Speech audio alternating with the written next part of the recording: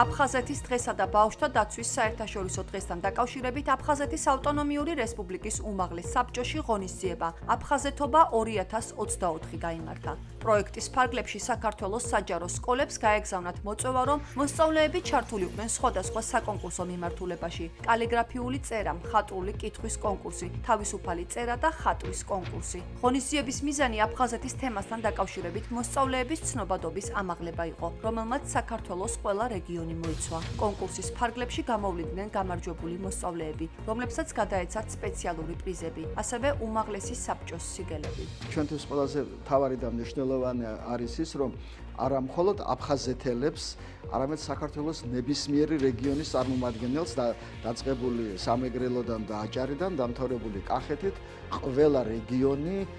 ყველა რეგიონში არიან სკოლები, არიან ბავშვები, პედაგოგები, მოტივირებულები, რომლებიც ინტერესდებიან აფხაზეთის თემატიკით, ძალიან ტკივად ეს პრობლემა და სწავლობენ ამ პრობლემას. ეს ძალიან მნიშვნელოვანი იყო ჩვენთვის, რაც დღეს აქ ვიხილეთ. ავიღე პირველი ადგილი აფხაზეთის უმაღლესი საბჭოს მიერ გამოცხადებულ კონკურსში კალიგრაფიაში და ეს იყო ძალიან დაუვიწყარი გამოცდილება და ძალიან გამიხარდა, გული მიფანცქალებდა, როცა სცენაზე ავდიოდი. მადლობა მინდა გადავხადო აფხაზეთის ავტონომიური რესპუბლიკის საბჭოს, რომ მოგცა საშუალება მთელი საქართველოს მასშტაბით მოსწავლეებს, რომ მიიღო მონაწილეობა ამ კონკურსში და ძალიან კმაყოფილი ვარ დღევანდელი დღით.